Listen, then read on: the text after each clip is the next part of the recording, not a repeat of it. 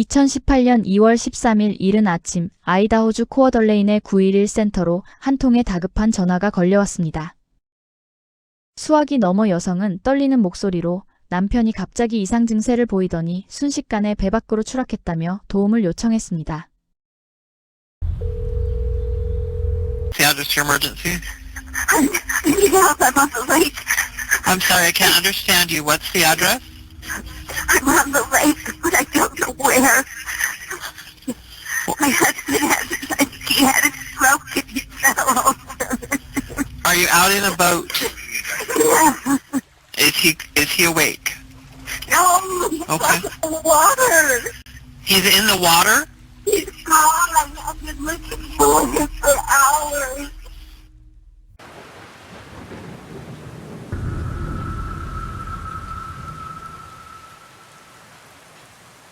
경찰과 구조대가 도착했을 때 로리는 멈춰있는 배 위에 혼자 있었습니다.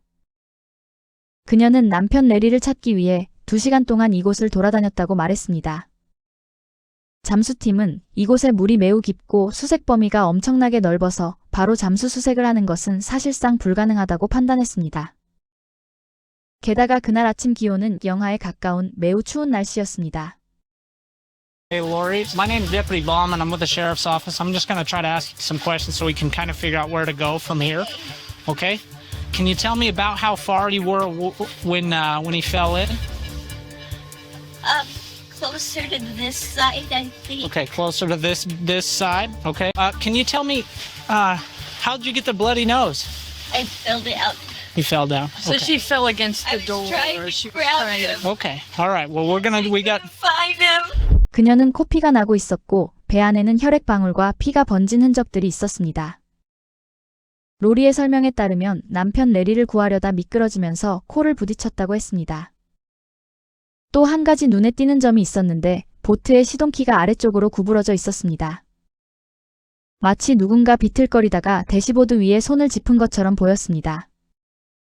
그녀의 말에 따르면 부부는 그날 아침 일출을 감상하기 위해 배를 타고 부두를 떠났다고 합니다. 하지만 2월의 코어달렌 호수는 살을 애듯 차가운 혹한기입니다. 특히나 호수 위는 체감 온도가 더욱 낮아지기 때문에 이 시기에 보트를 타고 물로 나가는 것은 매우 이례적인 일이었습니다.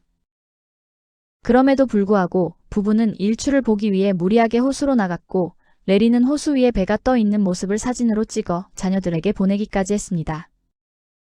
그는 아이들에게 로리와 함께 낭만적인 보트 여행을 떠난다는 문자 메시지까지 남겼습니다. 66세 로리와 68세 레리는 이 마을에서 꽤 잘 알려진 인물들이었으며 많은 이들에게 호감을 사는 부부였습니다. 두 사람 모두 이전 결혼 생활을 통해 얻은 자녀들이 여럿 있었지만 주변 사람들은 이 부부가 다투는 모습을 본 적이 거의 없었다고 입을 모았습니다. 서로를 늘 칭찬하며 지냈던 두 사람은 코어달렌 외곽의 넓은 마당과 정원이 딸린 작은 오두막에서 15년째 결혼 생활을 이어오고 있었습니다. 레리는 산림관리인이었기 때문에 평생 대부분을 야외에서 보냈습니다. 그리고 은퇴한 후에도 낚시와 사냥, 자연 속에서 시간을 보내는 것을 계속 즐겼습니다. 부부는 그렇게 남은 인생을 함께할 미래를 꿈꾸고 있었습니다. 로리는 늘 자신을 단정하게 가꿀 줄 아는 에너지가 넘치고 영석한 여성이었습니다. 그녀는 저소득 가정의 거주지 안정을 돕는 비영리 단체인 하우징 코얼리션에서 근무했습니다. 동료들은 그녀가 뛰어난 업무 능력으로 모두의 신뢰를 한 몸에 받았다고 기억합니다. 조직 내에서도 실력을 인정받은 로리는 꾸준히 승진을 거듭했고 마침내 상당한 권한을 가진 핵심적인 위치에까지 올랐습니다. 하지만 로리의 삶이 처음부터 이토록 평온했던 것은 아니었습니다. 1953년 캘리포니아에서 태어난 그녀는 지독하게 가난한 어린 시절을 보냈습니다. 그녀의 가족은 버려진 집에 몰래 들어가 살면서 농지를 전전했으며 때로는 야외에서 노숙하며 하루하루 생계를 이어가야 했습니다. 가난하고 초라했던 로리는 학교에서 괴롭힘의 표적이 되었고 그 과정에서 어린 나이에 이미 스스로를 지키는 법을 터득했습니다. 그녀에게 가난은 지독한 수치심이었으며 언젠가 반드시 부자가 되어 세상에 자신을 증명해 보이겠다는 야망을 품게 된 계기가 되었습니다. 로리는 1973년 고등학교 시절 연인이었던 스티브 반스와 결혼해 6딸을 두었지만 결혼 생활은 그리 순탄치 않았습니다. 결국 1996년 이혼 도장을 찍은 그녀는 아이다호로 이주했습니다. 로리는 명석한 두뇌의 소유자였으나 때로 극단적인 행동을 보였고 사람을 교묘하게 조종하는 면모도 있었습니다. 첫 결혼 생활의 파경 원인 중 하나는 그녀의 외도였습니다. 결혼 기간 중 3차례나 불륜을 저지른 것으로 알려진 로리는 이혼 후 6딸과 함께 여유가 없는 형편 속에서 작은 집을 꾸려나갔습니다. 당시 그녀를 지켜본 동료들은 로리가 모임에서 남성들에게 의도적으로 접근하는 경향이 있었다고 회상합니다. 그것은 단순한 호감이 아닌 자신의 사회적 지위를 높이기 위한 치밀한 전략처럼 보이기도 했습니다. 로리에게 사회적 상승은 무엇보다 중요했으며 자신의 매력을 도구로 사용하는 데 주저함이 없었습니다. 그녀에게 경제적 성공은 단순한 돈 그 이상의 의미였기 때문입니다. 로리와 레리가 처음 만난 것은 2003년이었습니다. 레리의 밑에서 일하게 된 로리는 곧 그와 부적절한 관계로 발전했습니다. 당시 레리는 2자녀를 둔 기혼자였지만 로리에게 깊이 빠진 나머지 안정적인 가정을 끝내고 그녀와 재혼해 새로운 삶을 시작했습니다. 결혼 15년이 지난 후에도 레리에게 로리는 여전히 세상의 전부이자 유일한 사랑이었습니다. Do you remember what time you got to the boat launch? I do that because we were there for the sunrise. Okay, so you're at the boat The sunrise at Okay. 6:30, and I didn't know, but he had sent a text to my daughter. He took a picture, and he took the picture at 6:41, and sent a text saying we're going out to see the sunrise and have breakfast. 그녀는 보트 위에서 보였던 모습만큼 감정적으로 보이지는 않았지만 결국 경찰은 로리의 말이 사실이며 사고일 가능성이 높다고 생각했습니다. 수색팀은 약 10일 동안 얼음처럼 차가운 호수 바닥을 샅샅이 뒤졌고 탐색 보트는 격자 방식으로 구역을 나누어 정밀 수색을 이어갔습니다. 특히 로리가 지목한 레리가 물에 빠졌다는 해안선을 따라 집중적인 탐색이 이루어졌지만 그 어디에서도 레리의 흔적은 발견되지 않았습니다. 그렇게 사랑하는 사람이 실종된 지 2주가 채 지나지 않았는데 로리는 꽤 빠르게 일상으로 돌아가는 듯 보였습니다. 그녀는 소셜미디어에 레리가 얼마나 훌륭한 사람이었는지에 대해 글을 올리기 시작했고 그의 시신이 발견되지도 않았는데 추모 행사를 준비하기도 했습니다. 그뿐만이 아니라 집안의 물건들을 정리해 밖으로 옮기기 시작했고 심지어 보트까지 팔아버렸습니다. 이것을 지켜본 이웃들은 그녀의 모습이 어딘가 이상하다고 느꼈고 그 사실을 경찰에 알렸습니다. 안 그래도 경찰은 이 사건이 뭔가 석연치 않다고 생각하고 있었습니다. 가장 먼저 의구심을 자아낸 건 사건 당일의 정황이었습니다.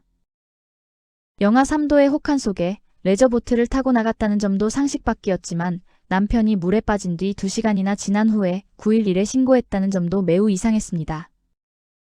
게다가 911 통화 속 로리는 마치 연기를 하는 듯 걷잡을 수 없이 오열하다가도 어느 순간 소름 끼칠 정도로 차분해지는 등 자기적이었기 때문입니다. I did not have a phone. Oh, okay. I got it. And then I just found his phone. 로리는 신고가 늦어진 이유에 대해 자신의 휴대전화는 트럭에 두고 내렸고 남편의 휴대폰은 그와 함께 물에 빠진 줄 알았다고 해명했습니다. 그러다 뒤늦게 보트 안에서 남편의 휴대폰을 발견했지만 하필 911에 신고를 하던 도중 그 휴대폰마저 물속으로 떨어뜨려 버렸다고 주장했습니다. I've had help on the way since you and I have been talking, okay? Okay. Are you able to cut your electric motor until you stay in one spot? Oh, yeah, I could do that. Yeah. Okay. We'll find you easier, faster. Okay. Okay, I turned it. Is that the phone now? 한편 로리에 대해 수사를 시작한 경찰은 곧 그녀가 대규모 횡령 사건의 피의자라는 사실을 알게 되었습니다. 2013년경부터 로리는 자신이 일하던 비영리 단체 하우징 코얼리션을 마치 자신의 회사인 것처럼 운영하기 시작했습니다. 그녀는 이사회 구성원들을 직접 선택하기 시작했고 사람들 중 상당수는 재정관리 경험이 거의 없는 사람들이었습니다. 그 결과 로리는 사실상 혼자 재정을 운영하면서 돈을 빼돌리기 시작했습니다. 결국 2018년 1월 단체의 재무 담당자가 로리의 횡령 사실을 포착했고 그녀는 즉시 직무정지 처분을 받았습니다. 직무정지 바로 다음 날 로리는 레리와 함께 로켓 발사를 직접 보기 위해 플로리다로 여행을 떠났습니다. 여행 중 레리는 갑작스러운 현기증과 독감 증세를 보이며 고통을 호소했습니다. 플로리다에서 돌아온 뒤 며칠이 지나자 그는 어느 정도 회복된 것처럼 보였지만 여전히 안 좋은 상태였습니다. 그럼에도 불구하고 2018년 2월 13일 그는 자신을 돌봐준 것에 대한 감사의 의미로 로리를 데리고 일출 보트 여행을 떠났던 것입니다. 2월 말에 접어들며 로리는 남편의 실종 사건과 대규모 횡령 사건이라는 두 가지 조사를 동시에 받기 시작했습니다. Search warrant! Come to the front door, empty-handed, hands up! Come on out. Anybody else inside? Nope. Okay. My kids had a lot of medical expenses and things, and I just wanted to help them, and I thought I could pay it back. I didn't take any of it. I mean, I know I'm taking it when I take it and help my kids. Are we talking a lot of money? I don't know how much money. Just a guess. 200,000 Okay. over a couple years. Okay. 하지만 수사 결과 로리가 빼돌린 금액은 최소 50만 달러, 한화로 약 6억 7천만 원 이상에 달하는 것으로 드러났습니다. 로리의 범행은 2014년 아주 적은 금액을 빼돌리는 것으로 시작되었습니다. 하지만 갈수록 횡령 액수는 불어났고 상황은 걷잡을 수 없이 커져 더 이상 흔적을 감출 수 없는 지경에 이르렀습니다. 그녀는 문서를 조작하고 수표를 위조하는 것은 물론 유령 회사까지 만들어 마치 딸들이 운영하는 것처럼 꾸미기까지 했습니다. 결국 횡령의 전말이 드러나며 로리는 수많은 금융범죄 혐의로 기소되었습니다. 그렇게 수사가 이어지던 3월 1일 코어달렌 호수 북쪽 해안에서 변사체가 발견되었다는 911 신고가 접수되었습니다. 현장에 도착한 수사팀은 얼굴을 아래로 한 채 쓰러져 있는 성인 남성을 발견했습니다. 시신은 실종 당시 레리가 입었던 옷과 일치했고 수사팀은 그가 레리임을 직감했습니다. 하지만 시신이 발견된 장소는 또 다른 거대한 의문을 낳았습니다. 만약 로리가 진술했던 지점에서 레리가 물에 빠졌다면 시신이 발견된 해안까지 떠밀려 오는 것은 지형상 절대 불가능한 일이었기 때문입니다. 이 비상식적인 이동 경로는 로리의 증언이 명백한 거짓임을 증명하는 결정적인 증거가 되었습니다. 초기 부검 결과 시신에는 외상의 흔적이 전혀 없었으며 그녀가 주장했던 뇌졸중의 증거도 찾아볼 수 없었습니다. 특히 폐에서 발견된 물의 양이 매우 적어 그의 사망 원인을 단순 익사로 결론짓기에도 무리가 있었습니다. 사실 레리와 로리는 경제적으로 부족함이 없는 사람들이었습니다. 여러 채의 집을 소유하며 임대 수익까지 올리고 있었고 부부의 자산은 무려 200만 달러 이상으로 평가되었습니다. 하지만 레리는 평소 자신의 행동에 책임을 져야 한다는 신념이 확고한 보수적인 인물이었습니다. 그는 자신의 자식들조차 경제적 독립을 강조하며 금전적 지원을 하지 않았고 당연히 로리 역시 레리의 재산에 마음대로 손을 댈 수 없었습니다. 경찰은 로리가 자신의 범죄 사실이 신문에 보도되어 레리가 이를 알게 되는 것을 막기 위해 서둘러 그를 플로리다 여행에 데려간 것으로 판단했습니다. 이후 발표된 최종 부검 보고서는 충격적이었습니다. 레리의 사인은 디페니드라민 중독이었으며 익사는 부차적인 요인이었습니다. 디페니드라민은 흔히 베나드릴로 알려진 일반적인 알레르기 약이지만 그의 혈액에서는 치사량의 무려 10배에 달하는 수치가 검출되었습니다. 이 정도의 고용량을 복용할 경우 즉사하지는 않더라도 심각한 혼란과 선망 상태에 빠지게 됩니다. 정신이 혼미해지고 균형 감각을 상실하게 되어 사실상 타인이 시키는 대로 조종당할 수밖에 없는 무기력한 상태가 되는 것입니다. 레리의 시신이 발견되자 로리는 자취를 감췄고 예정된 횡령 재판에도 모습을 드러내지 않았습니다. 하지만 7월 도주 끝에 자수한 그녀를 기다리고 있었던 건 이미 압도적으로 확보된 횡령 범죄 증거들이었습니다. 로리는 먼저 횡령 혐의로 수감되었고 살인사건 수사는 별도로 진행되었습니다. 수사 과정에서 형사는 보트와 트럭을 압수했던 당일 촬영된 사진들을 다시 면밀히 검토하던 중 보트 콘솔 안에서 베나드릴 약병 하나를 발견했습니다. 또한 로리의 가방 내용물을 찍은 사진에서는 그린머신이라는 음료의 빈 병이 포착되었습니다. 수사팀은 로리가 캡슐 형태의 베나드릴을 이 음료에 녹여 사건 당일 보트 위에서 레리에게 건넸을 것으로 추정했습니다. 지난 플로리다 여행 당시 레리가 겪었던 극심한 어지러움과 혼란 증세 역시 같은 수법에 의한 결과였다는 합리적 의심이 가능해진 것입니다. 로리의 휴대전화 포렌식 결과는 더욱 충격적이었습니다. 그녀는 플로리다로 떠나기 전 현지 해변에서 익사 사고가 가장 빈번하게 발생하는 장소는 물론 조류와 수로의 흐름까지 상세히 검색한 것으로 드러났습니다. 심지어 플로리다에서 돌아온 2월 9일부터 레리가 실종된 2월 13일 아침 사이에는 아이다호에서 가장 깊은 호수인 펜드 오레일 호수를 집중적으로 검색하고 있었습니다. 로리는 사건 당일 아침 레리가 들뜬 마음으로 배에 타기 직전 찍은 사진을 딸에게 보냈다고 주장했습니다. 하지만 사진의 메타데이터를 분석한 결과 그 사진은 당일 촬영된 것이 아니었습니다. 과거에 찍어둔 사진을 로리가 레리의 휴대전화로 전송해 사건 당일인 것처럼 위장하여 전송한 것이었습니다. 이는 레리의 죽음이 우발적인 사고가 아닌 철저하게 계산된 계획범죄였음을 보여주는 결정적인 증거였습니다. 이후 형사들은 워싱턴주 교도소에 수감된 로리를 만나러 갔습니다. Well, the morning that you guys went down to the boat ramp, can you kind of recall, just kind of walk me through your trip down there? My understanding is that you left around 5 o'clock-ish. I think I'm not going to change anything from this statement. You've got searches about depth charts, whether you can vote on baby or at night. There's a lot of stuff there. Can you explain that? I think if you're going to start asking me questions like that, I should know better than you. 경찰이 내민 확정적인 증거 앞에 로리는 태도를 바꿨습니다. 행위 자체는 인정하되 살해 의도는 없었다는 이른바 미필적 고의조차 부정하는 전략을 택한 것입니다. 사실상 유죄를 피할 수 없게 되자 형량을 줄이기 위한 전형적인 변명을 시작한 셈입니다. 검찰은 가능한 모든 증거를 확보한 뒤 마침내 로리를 레리의 살인 혐의로 기소했습니다. 2021년 5월 시작된 재판에서 로리는 자신을 피해자처럼 보이게 행동했고 특히 선고 공판에서 그런 모습이 두드러졌습니다. I'm very happy to finally be able to tell the families what happened.